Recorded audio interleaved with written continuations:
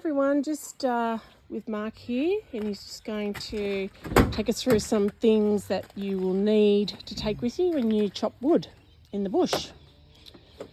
And he's got all the gear. Need or should. Need or should you take. That's right. Alright, we've just finished splitting all the wood. That's good, we've done all that. So it's a good opportunity just to take people through what gear you really should be taking out with you when you go cutting firewood. And the first one is definitely going to be our protective equipment. So I'll get to these in a minute. First one, probably the most essential thing you'll ever take, are these things. They're called chaps. And the chaps are designed to go around your legs. You strap these around the back of your legs. Also got a little pocket and whatnot there. This pocket's really handy. It's where I put my mobile phone and just depending on what else, but because if you have an accident, you need to get access to your mobile phone. So that's kind of where that one goes. Yeah. You can put other tools in there. Just a nicety is these things. I don't know what you call them, but what I do, what I can do. They're like a chap, I suppose. Don't know, they're pretty cheap.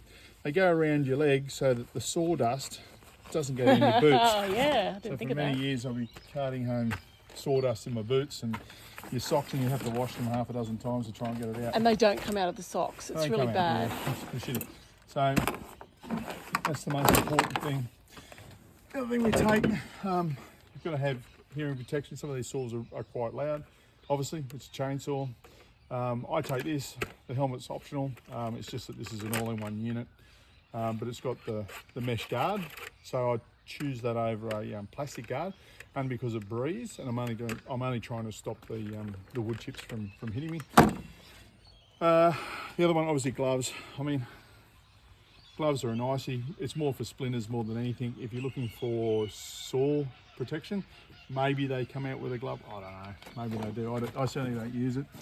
But you know, if it goes pear-shaped with a chainsaw, you're going to be holding on to here. So this is the nasty bit. So this one here is a Stihl 500i. This is a fuel-injected saw. So a lot of saws are just carburetted. This one's actually electronic fuel injection. What does that mean? It's got some smart. So it's more fuel efficient.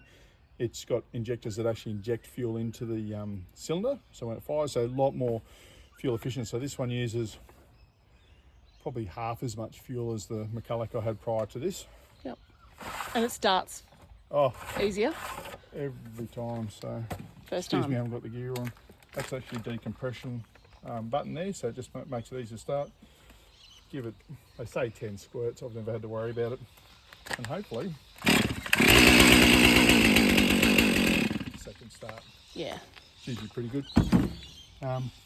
It can be very frustrating if you're out in the bush with a saw that doesn't want to start.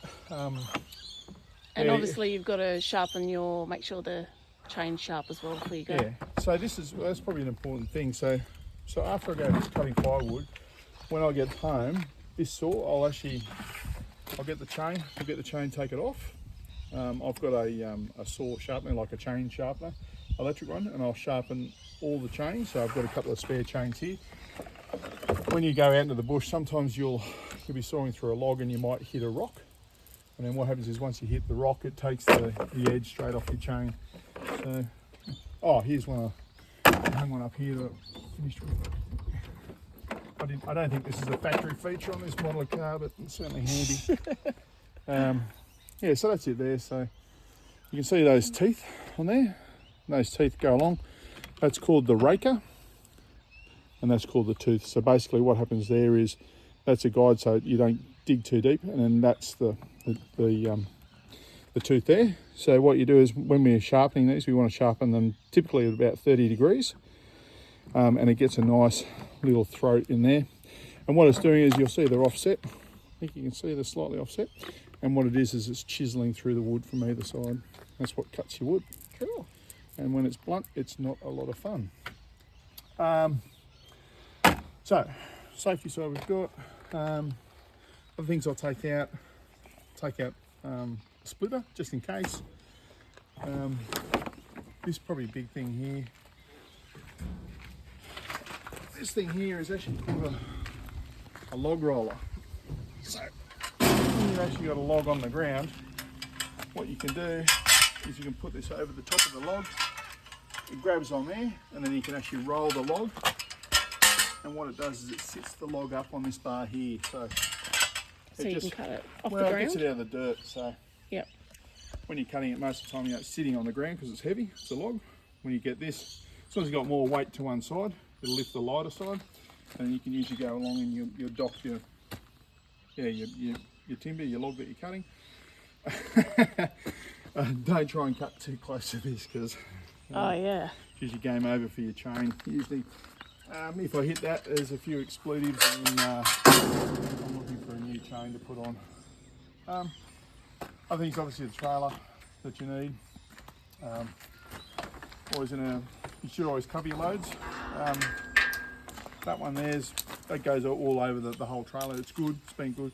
I don't know, there's stuff there with actually like webbing material, like straps through it. It's probably much better for actually if you tip over, it would keep stuff and hold it in the trailer. If I tip over with this trailer, I'm in all sorts of trouble. That's the least of my problem. And obviously a first aid kit. Yeah, first aid kit, absolutely. So there's one here, keep there. Realistically, you probably should have it on the back of your chaps, I would think, because if it goes pear-shaped, it's going to go pear-shaped pretty quick, and you're going to want to grab that. Mainly, it's going to be obviously cuts and lacerations.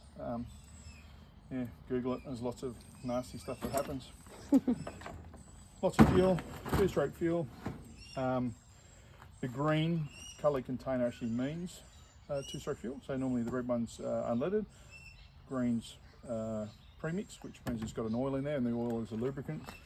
And then yellow's diesel. So if you see that, try and get the right one, because it's, if you put the wrong fuel in your saw, it's going to be a very bad day for your saw, and it's going to be very expensive. Chain lube actually goes in the front there, so normally on these stills are really good. They've got a good system for opening them up. I've been cutting today and that's still half full, and that tells me that I need to adjust the flow rate. So on this particular saw, you've got an adjustment there. So it's actually got a pump, and it'll actually pump more fuel, more oil onto your chain. So the chain's to lubricate it. If you don't lubricate it, those guides will wear. Metal on metal, it's not going to like it. It's going to wear. Other than that, these things, awesome. So when you cut wood and you're picking it up, you've got to get right down, try and pick up one piece. These go in and they grab. So I got these off, I'm going to say, some cheap Chinese website. The best thing I ever bought. Really? Yeah.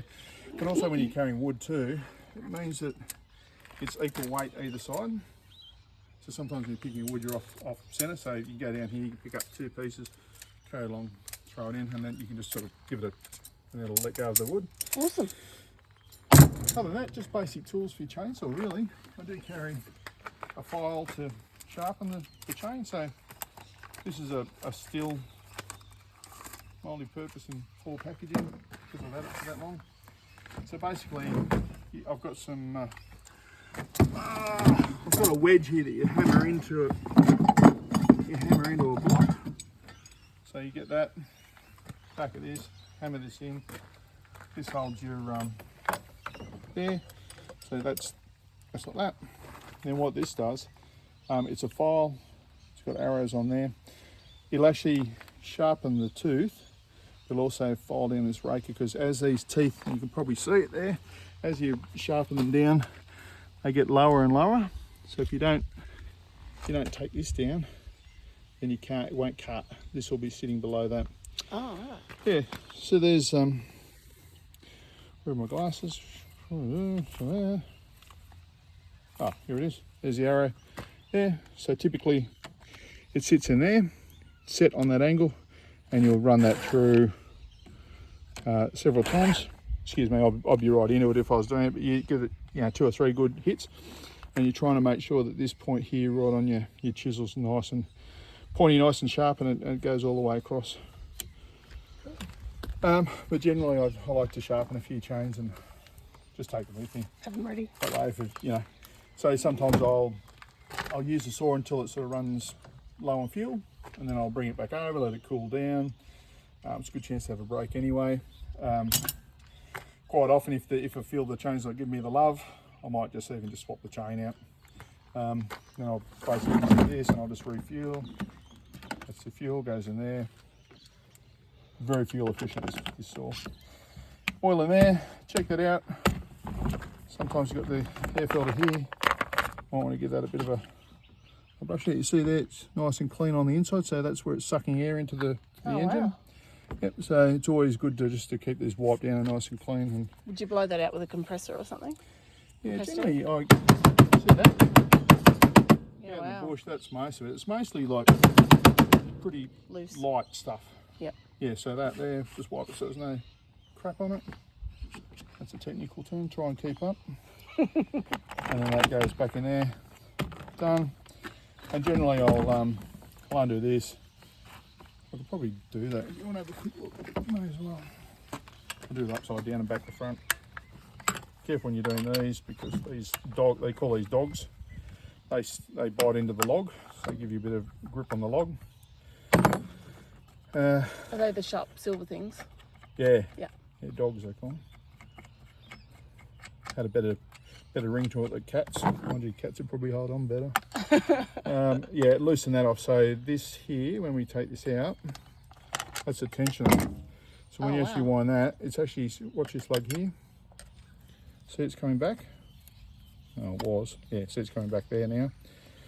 And so basically that lets you do it. I'm doing this upside down, back to front. But pretty much that comes off, so I'll take that chain off. So I need to take it off anyway.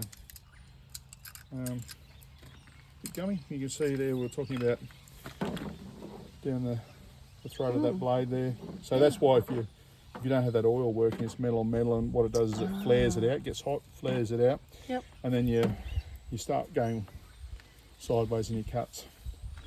When you go sideways in your cuts, it's Time to go home. yeah, time to go home. Well, I do, because I don't like to hear myself swearing. Also keep a little brush here. So just when I'm doing this, I'll get in there, just give it a bit of a clean out, just general housekeeping, because as the oil obviously does its business, it does attract dust. You see there, nice and clean, nice and easy, didn't take too long. So normally at the bush, yep, sometimes I'll run this down through there, see the shit coming out. It's not too bad normally. Make sure it's all good, check it for straight. By eye, because that's so laser level like. Oh yeah, I might whack on the new chain. Would you have to put oil after that? Yeah, it is. So put on new chain, so put that in there. So when you adjust this, and everyone will have their own, so when you put a new chain on it. Do you want to put the chain on it? Yeah, sure, I'll put the same one. Might as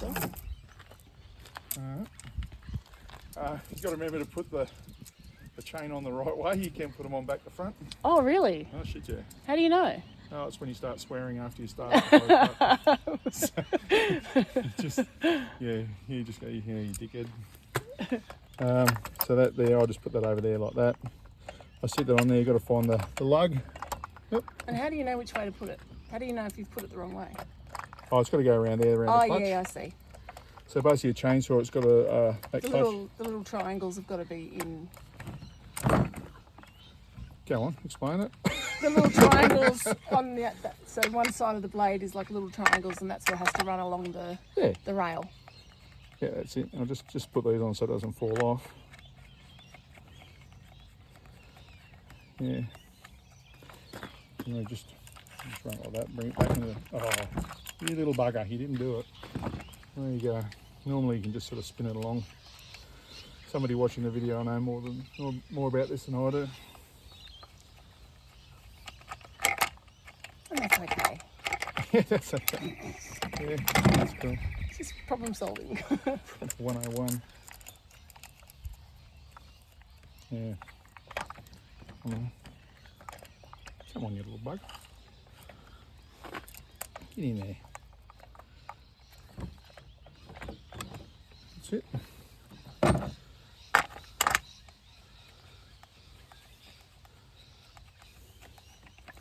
You always give it a bit of a test pull.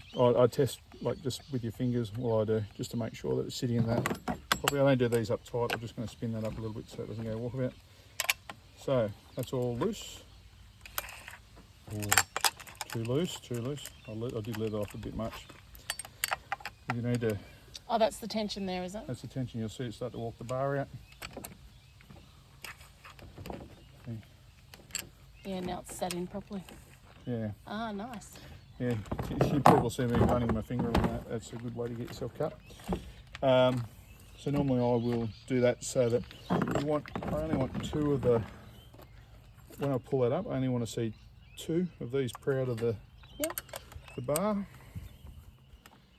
So it's like that. That's about right for me. And then what you do is you just tighten them up. Try to do it going towards the dogs because they will bite and they will just put holes in your hand. So then you just, you should have gloves on for that one there. So that's, so you do that. Oil, fuel. When I start it, might run it for a bit. I want to put it next to a log and I'll rev it up just to make sure it spits oil. So you know if there's enough oil going through it, where this will actually spit oil off the end of the chain, just a little bit, just to discolour it. Usually that's about right. So this one's running a bit shy on the oil, so I'll need to, wind that up a little bit. Just awesome. So, oil's cheap, I reckon, so just keep feeding it oil. Other than that, and beer usually, but that's once you finish. So if anyone has any questions, feel free to comment. And if ask an expert. Don't ask me. an Not just cut wood. Not professionally. A subscribe would be great, and if you have any questions, happy to do. Yeah, like down below. Is that that's it. Yeah, let's do that. Do that. And if anyone wants to know anything else, this is your handyman right here. He's very handy. He knows just a bit about everything. Just enough to get myself in the trouble. But to get the job done anyway. Anyway, great. Thanks, guys. Bye. Bye.